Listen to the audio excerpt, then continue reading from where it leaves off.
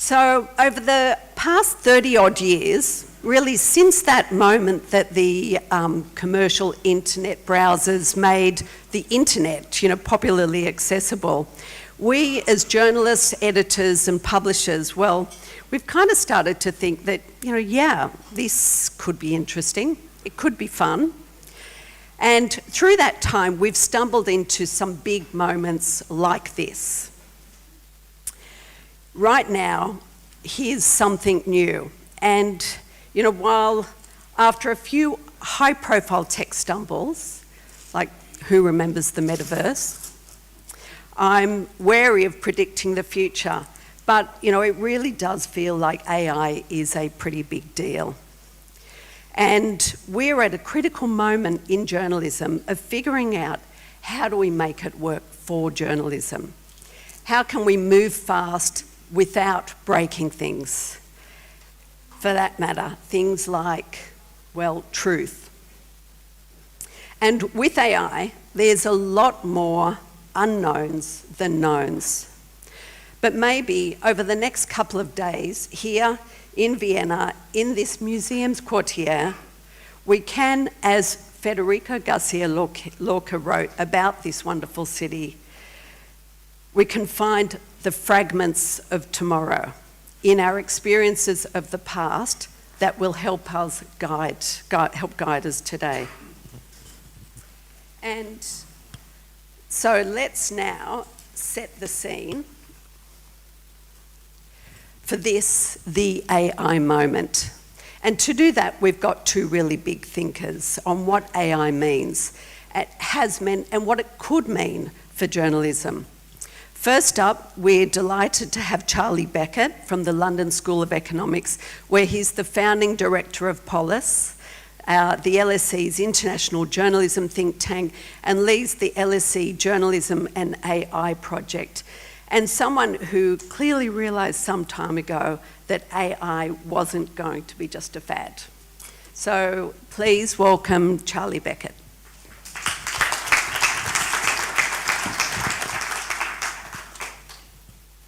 Thanks so much. In a minute, you're going to get a nice, proper presentation from Agnes, who is absolutely brilliant and someone I've worked with over the last few years. Normally, when I'm asked to give a talk, I'm a professor, so normally I bring about 50 slides and a script. But I thought today, let's cut through the sort of technology and just talk human to human. So I'm going to try and give you a kind of brief personal history, if you like, recent history about my experience, my thoughts about journalism and AI. As I say, carefully scripted on hotel notepaper this morning. What I want to say basically is that I agree with so much of what was said in the panel today, both in terms of the hype, but also the nitty-gritty challenges and opportunities that AI brings. And on the hype, I love the hype because it has at least brought attention to something I've been working on for years. My experience is I was a journalist for 25 years, worked in newspapers but mainly in television, and the lesson of that time was of technological change.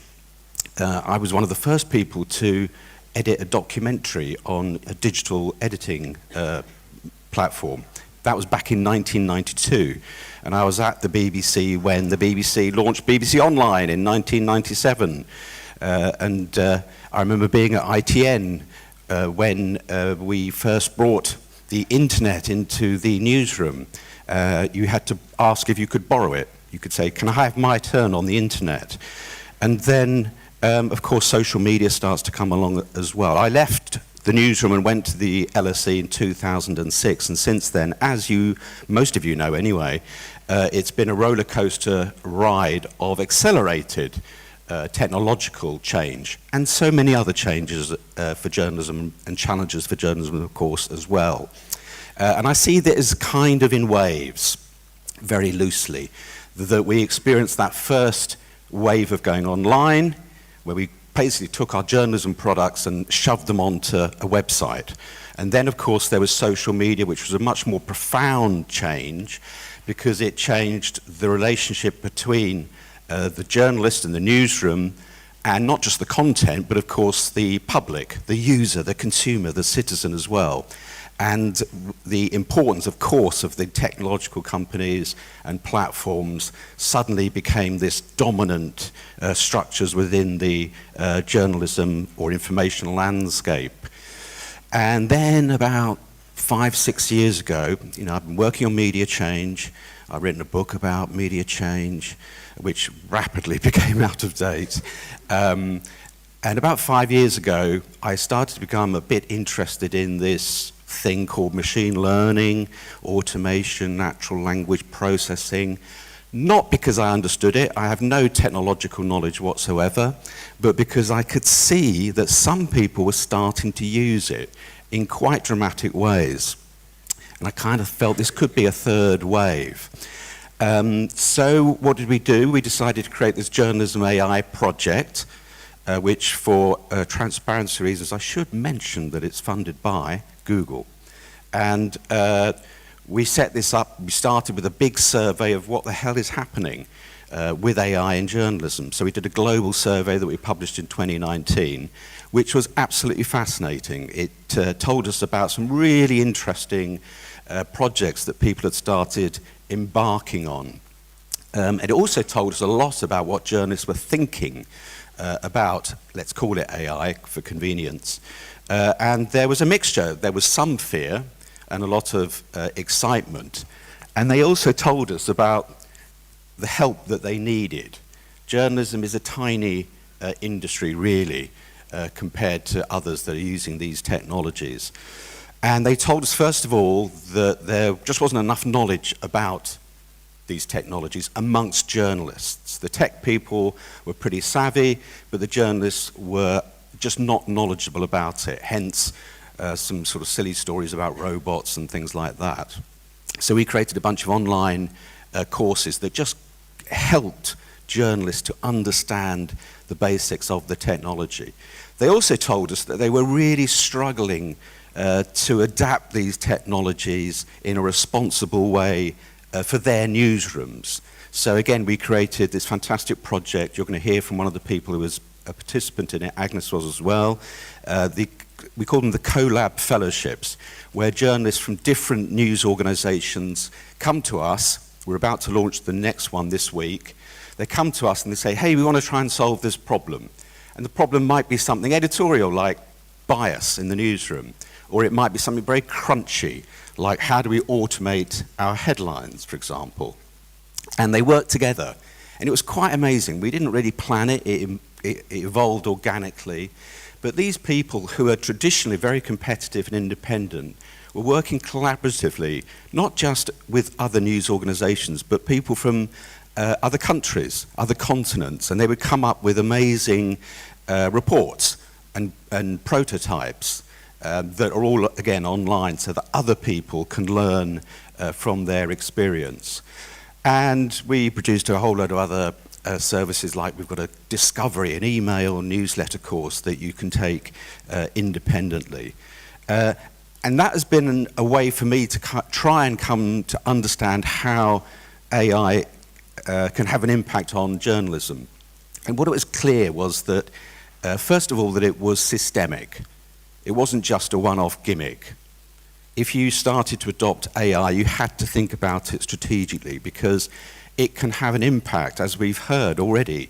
It can have an impact on news gathering, the way that you find your stories, the way that you gather the content. It can have an impact on your content production, the way that you actually make your video or your text or your imagery. And perhaps most importantly, it can have an impact on the distribution of your journalism and the way that people can understand it. It can be more personalized. It can be reformatted. So all this was happening at great scale, and it was happening quite fast, but generally it was quite invisible. People weren't really talking about it. The reader or the viewer wasn't really aware of it, that it was happening, and yet it was starting to reshape journalism. And one of the big factors was the trends that we could see was that there was a great inequality, an inequality that probably pre-existed, but this technology can make that worse.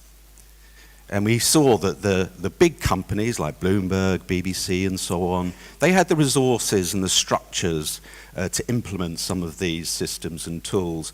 But the smaller organizations, and perhaps those from smaller countries or smaller marketplaces, were in danger of falling behind. So again, we've created this Academy for Small Newsrooms, where we mentor and teach and help smaller newsrooms around the world. And I should stress the whole project is incredibly global because the technology is incredibly global.